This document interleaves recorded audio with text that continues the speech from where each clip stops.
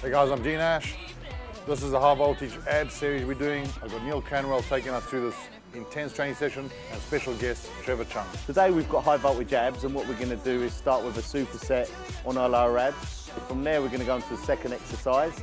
We're going to do weighted crunches using the cable machine. Onto the third exercise we're going to move onto the side of our abs, our obliques, and finally we're going to do 15 leg tucks with a Swiss ball and then hold back in the plank position for 5 sets. Very hard finishing exercise, but a great all-round ab workout. Oh, Trev, hang in there, boy. Shaking.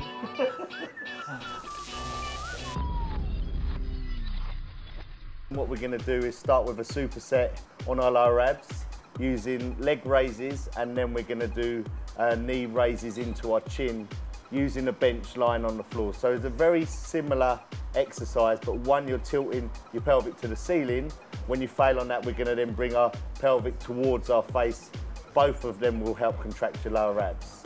As you'll notice, obviously with the high leg raises is keeping the legs as high as possible, putting more emphasis on the abs.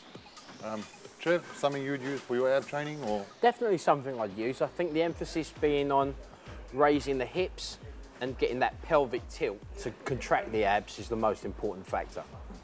And predominantly this is targeting the lower abdominal region. Absolutely. So anything else, what else would you use personally for lower abs? For lower abs, I would use maybe perhaps a hanging version of this in the off season, but closer to a contest, I tend to do more flat to the floor exercises. Okay, there's more targeted and bring out more detail. Yeah, to bring out more detail and to contract the abs more in a fashion in which they'll be posed. Cool, good. See Neil switched over now, bringing the knees up to his shoulders and blowing a bit of gas there. Seems like it's tough stuff on rep 30 here.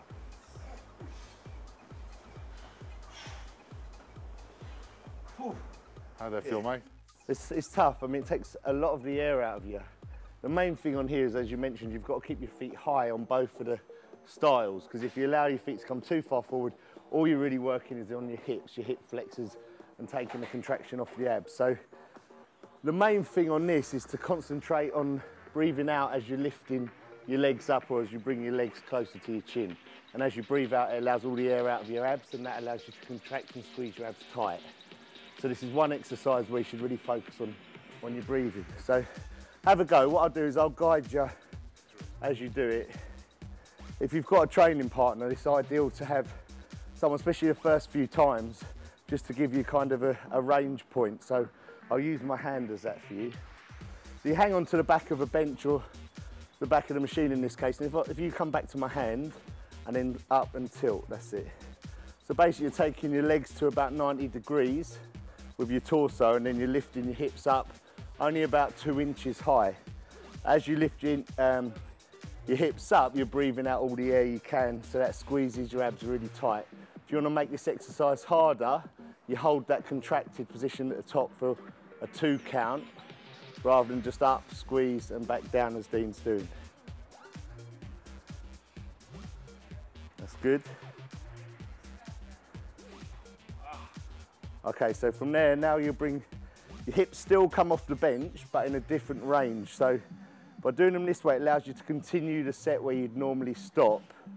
You still work your lower abs, but it's slightly easier.